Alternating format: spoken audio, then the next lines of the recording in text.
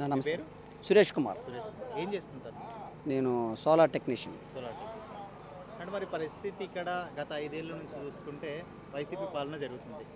మరి ఏ విధంగా ఉందనుకోవచ్చు? డెవలప్మెంట్ అనేది, అభివృద్ధి అనేది ఏ విధంగా ముందుకు సాగింది అనుకోవచ్చు? జగన్మోహన్ రెడ్డి ప్రజావేదికను కూల్చడం మొదలుపెట్టి అక్రమ మైనింగ్తో స్టార్ట్ చేసి రాష్ట్రాన్ని అడ్డగోలుగా దోచుకొని మన రాష్ట్రాన్ని రాజధాని లేని ప్రాంతంగా 3 రాజధానుల నినాదాన్ని తెచ్చి రాష్ట్రాన్ని అడ్డగోలుగా దోచేసేసాడు. ప్రజలకు పథకాల పేరుతో కుచ్చుటోపీ పెట్టి కొన్ని ప్రజలకు అందని పరిస్థితి కూడా జరిగింది.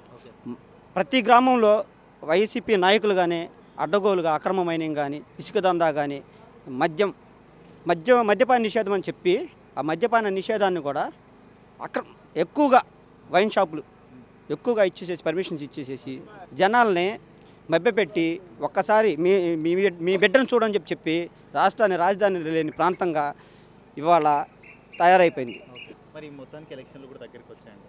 మరి ఏ విధంగా ఉండబోతుంది అనుకోవచ్చు? ఇక్కడ ఎంపీ కావచ్చు, ఎమ్మెల్యే కావచ్చు.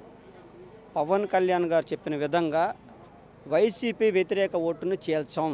మన రాజ్యాన్ని అడ్డగోలుగా రాక్షస పాలనకి ఫుల్ స్టాప్ పెట్టడం కోసం బీజేపీ, టీడీపీ, జనసేన 3 మద్దతుతో అఖండ మెజారిటీతో గెలిచే రేపొద్దున మన రాష్ట్ర అభివృద్ధిలో ఈ 3 పార్టీల నాయకులు ముందుంటారని. ఇక్కడ చూసుకుంటే ఎంపీగా మరి పెమ్మసాని గారు పోటీ చేస్తున్నారు. ఎలా ఉండబోతుంది? పెమ్మసాని చంద్రశేఖరరావు గారు మాకు మంచి చేస్తారనే ఆయన స్పీచ్ ద్వారా కానీ ఆయన చేసిన కొన్ని జనాల ద్వారా తెలుసుకున్నాం మేము కూడా. అక్కడ కిలార్ రోషయ్య గారు అని చెప్పేసి కూడా అక్కడ వైసీపీ నుంచి అంటున్నారు. మరి 2-3 క్యాండిడేట్లు అని చెప్పేసి కూడా అక్కడ అన్నారు. 2-3 క్యాండిడేట్లు ఆయన మీద గెలవటానికి ధైర్యం చాలక ఆల్రెడీ పెమ్మసాని చంద్రశేఖరరావు గెలిచినట్టే అని వాళ్ళు డిక్లేర్ అయిపోయారు. కాబట్టే ఇవాళ వెనక మొగ్గటానికి ఇది పెమ్మసాని చంద్రశేఖర్ అఖండ మెజార్టీతో గెలుస్తారు. ఏం నమ్మకం అట్లా? అంతేకాని ఇవాళ వైసీపీ చేసిన కుట్ర, వైసీపీ చేసిన పాలన సరిగా లేదు, అస్తవ్యస్తమైన పాలన.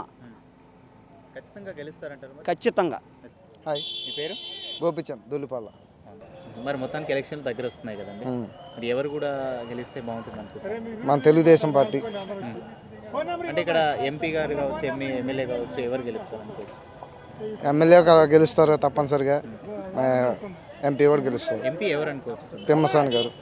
అంటే ఆయన రీసెంట్గానే ఇక్కడ వచ్చారు, అంటే రీసెంట్గానే జనాలు తిరుగుతున్నారు అని చెప్పేసి మరి ఆయన గెలుస్తాడని ఎలా అంటున్నారు?